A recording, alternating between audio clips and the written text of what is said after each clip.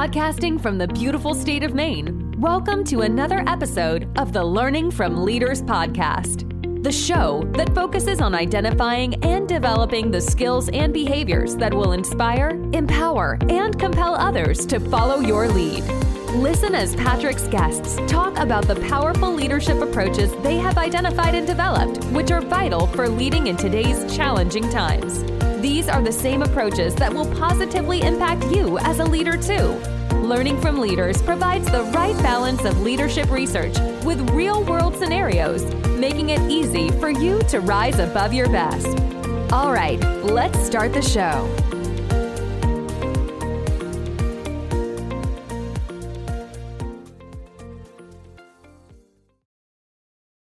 Hey everybody, I'm Patrick Veroneau. Thank you for joining me on another episode of Learning from Leaders. And on today's episode, I'm talking with a mother-daughter duo, Tina Mundy and her daughter, Erin Montgomery. And they've developed what they call the Mundy Method. And what I really enjoyed about our conversation in this space around health and wellness is really how holistic of an approach they have created here and all of the different resources that they have brought into their community that they've created to try and help people in all aspects of health, mental, physical, emotional, intellectual. It runs the entire gamut. I just think there's so much here. So I hope you enjoy it. All their contact information is at the end if you want to reach out to them, and let's get into it. Tina and Erin, I want to thank you both for being on the podcast today. You guys are in such a unique space, I think, in time right now with all of the different things that are going on. You have a method that you've created in the health and wellness area, but it goes much more than that in terms of this 360 approach that you were talking. I was hoping on the show today you could talk about that and how people can benefit from not just looking at wellness as sort of diet and exercise, but there's more to it than that.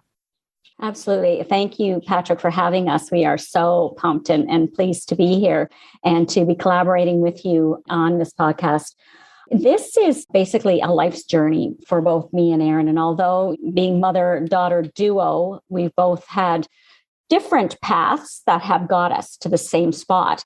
And so when we decided that things needed to be a little bit different and that there wasn't the need or there wasn't anything out there that was able to meet a holistic 360-degree need or void that was in the industry, we decided to sit down, put our heads together and find out what was missing and then make sure that we brought the people to the table to make sure that we had a totally 360-degree holistic health and wellness program that we could offer to people. Yeah. And as you did this, what did you find? What was most surprising in terms of putting this method together? Was the response, and everyone's saying the same thing. Like it seemed everyone's journey was the same as ours in some form or fashion, but they didn't know what was missing. Like the fitness and wellness, quote unquote, market is really saturated and there's so much information out there, but it all leads you down one path, which is fitness, or down another path, which is nutrition.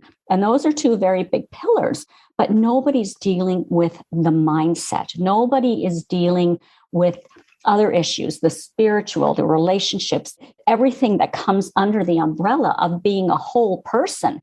We're more than just our body. We're more than just a meal plan. We're more than just fitness. And the more and more people we talk to about that, the more and more they would say, yes, that's it. That's what's missing. I need that motivation. I need that community. I need that support. I need to do more than just have someone write me out a meal plan and an unsustainable fitness program that I know 6 weeks down the road, I'm going to end up giving up on. I don't know if you guys watch any Netflix or binge it all on that, but there was a show that I recently started watching. It's called Manifest. And it's about this plane that I won't go into it, but one of the lines that keeps coming up on this show is it's all connected. And as I was thinking and reading what you put together, I think that fits, right? It's all connected. And we have all these pieces to it and we can be great in certain pieces, but it's not strong enough when we don't look at the whole thing. Exactly. Exactly. Yeah. It's one thing, again, to run out and have someone do a meal plan for you and a fitness program. But if you don't have the energy or the will to get out of bed in the morning to get it done, or you don't schedule it into your day and you don't have a support network, to cheer you on and people walking the same journey with you, it's kind of hard to do. And at the end of the day, it's going to be unsustainable. And people prove that year after year after. You mentioned something there in regards to support. So important. What do you do for that? What does that look like?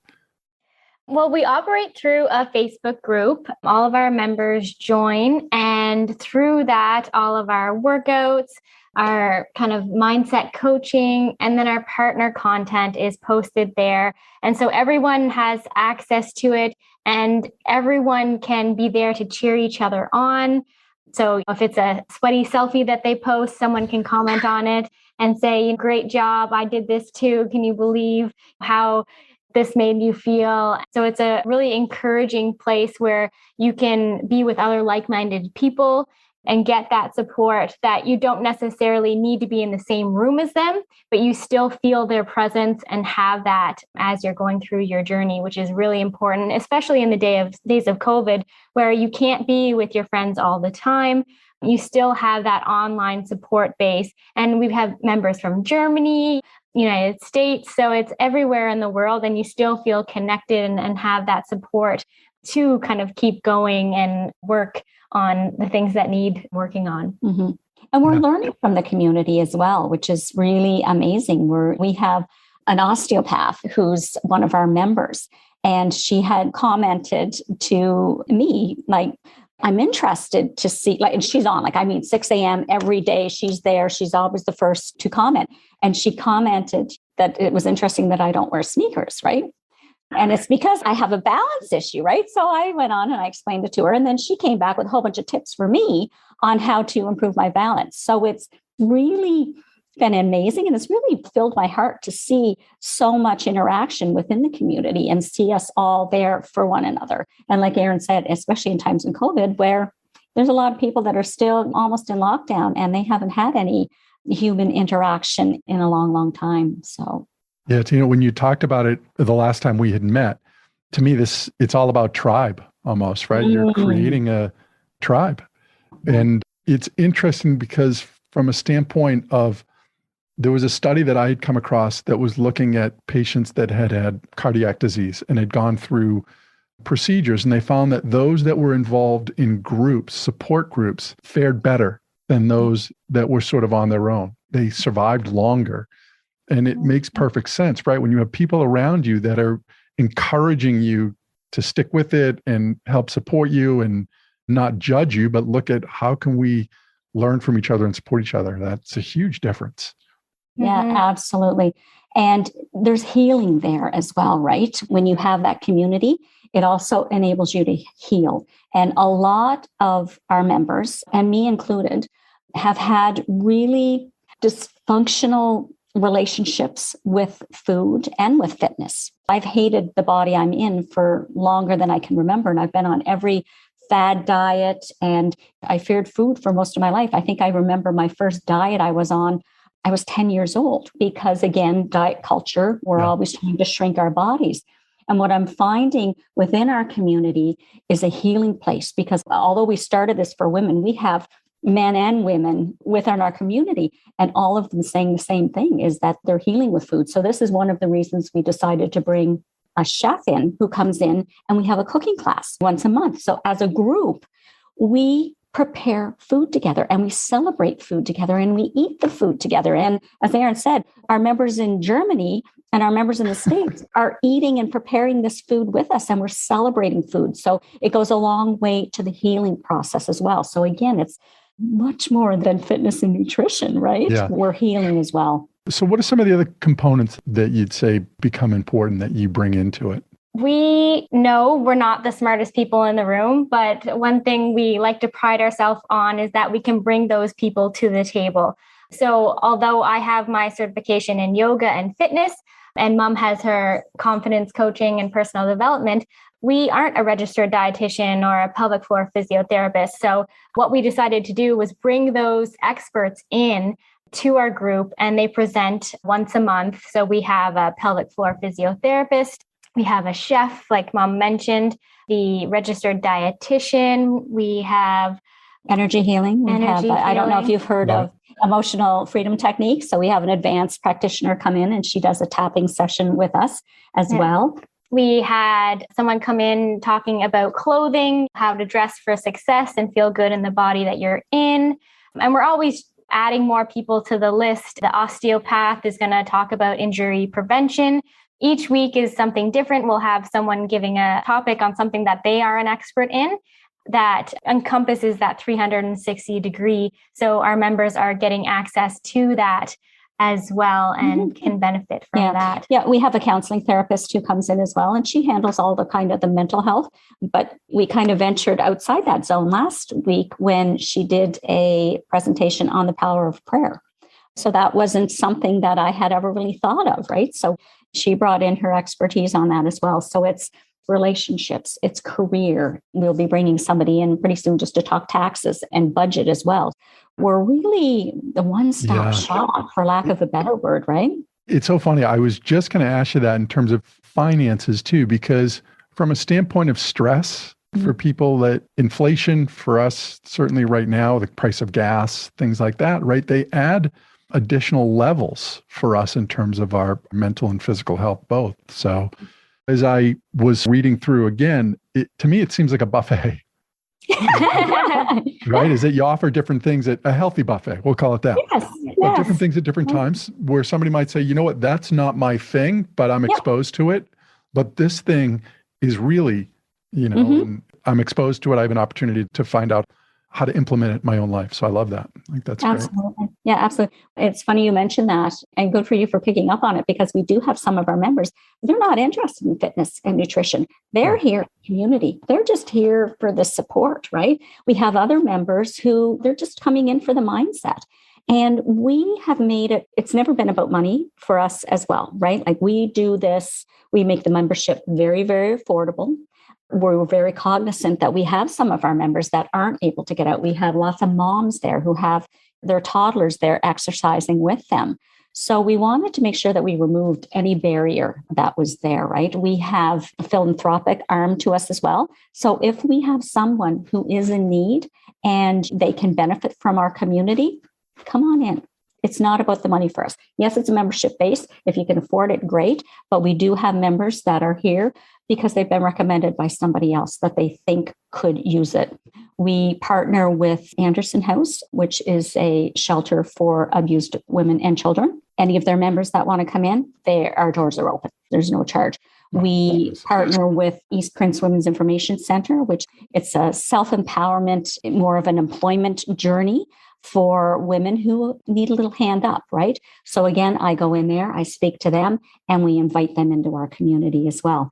Same with Career Bridges. So there's many partnerships that we have within our community to make sure that the people who need it the most are getting it, and they're getting it free of charge. As you've been doing this, would you say that your offerings have shifted based on things that are going on in communities, or how has that impacted you in terms of looking at something like COVID and the needs that people have? We take feedback from our members each and every day. And that's something when we close every session, we say, tell us what you thought of it. What would you do to improve it? Is there anything that we're missing? And we do. We don't take anything that they say as being criticism. It's all about growth, because we're all growing here, and we say that we're on this journey with you. So a lot of the pivots that we make and that the additions that we make are things that our members have expressed interest in. And so we say, okay, yeah, we'll bring that expert in, or yeah, we'll go out and we'll do that. Or even like the fitness classes, for example, we have a lot of new moms on there, and 30 minutes is a little bit too long to work out when you have to factor in naps and being tired. So because of that response, we've switched up to having 15-minute workouts for twice a week, in addition to our 30-minute workouts and yoga classes. And those moms are loving those classes. They're still able to get some movement in and feel good, but look after their babies as well and try and squeeze it in while they're napping. So yeah. As you guys have been at this, what stories have been most impactful for you? Is there anything that you can think of that you're like, I know we were doing something that was going to benefit people, but I never thought to this level? Yeah. There's one of our members that it really, really moved me. And she's very isolated, She's been struggling with her mental health for quite some time now, has always had trouble making friends, never really felt part of a community or a tribe, so to speak. And she started with us with one of our we have a 2-week free Kickstart program just to see, come in, try it. It's 15 minutes 4 times a week. And we do a little bit of mindset as well. And then anybody can sign up for that. So she started with that and really liked it. And so she started communicating with Erin and I and ended up joining. And she said it has made such an impact in her life. And she really feels like she belongs and that she's found her people, in her words. So for someone who's a middle-aged woman who has never had a connection, to feel that she's found her people, that is like, that's what it's all about, right? Yeah, it is. Yeah. And for me, it's all the other new moms. Like I have a 7-month-old and it's a difficult motherhood and it's isolating and it's tough, no sleep. There's not a lot of pregnancy friendly workouts out there. They kind of expect you to just jump right back in. So I tailor all of our workouts to have support for your pelvic floor and core health. And then we do the exercises together. So one of us will show a modification for people starting out or coming back from pregnancy. Just hearing those moms being able to be like, you know what, that 15 minutes made my day because I didn't get any sleep and my baby's been crying all night and all day, but I got that 15 minutes of me time and I got those endorphins going and it just made my day. And to me, I think that makes it all worth it just to hear that and to know that I'm making a tiny little bit of difference in someone's day. Yeah. Yeah, Erin, and I think of now our kids are older. My youngest is 15 at this point, but the difference now, especially with COVID, is that at least with our kids when they were young, it was you went to a play group or there were other people in the neighborhood that you just sort of jumped over there with your kids. And my guess is there's less, if any, of that right now because everybody is still isolated and which makes it even more difficult. Totally. And yeah, there's people who had babies at the beginning of the pandemic who have never really had a birthday or anything with people around.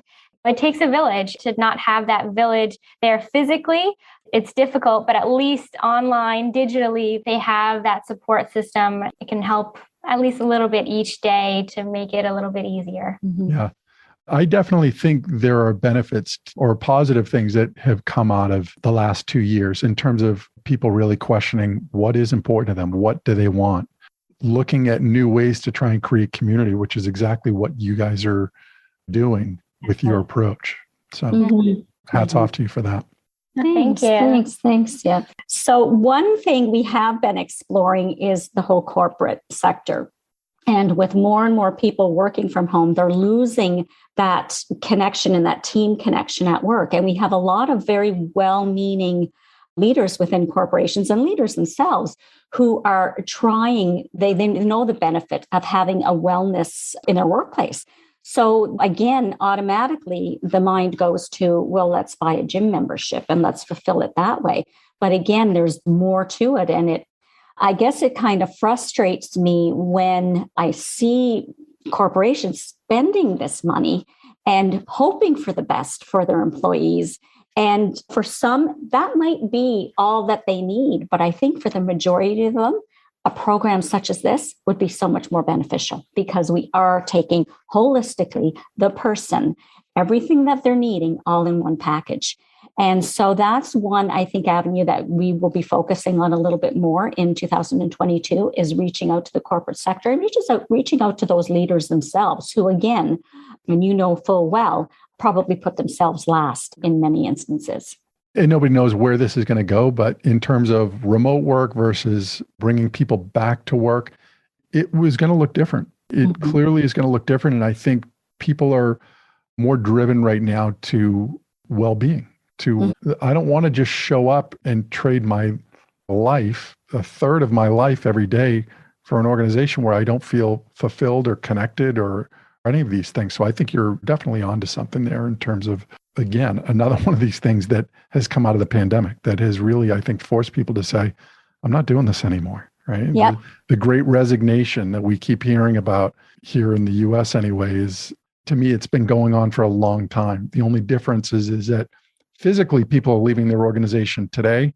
Mentally and emotionally, they've been leaving their organization for over a decade. I think it's just they didn't have options. Yeah, you're absolutely right.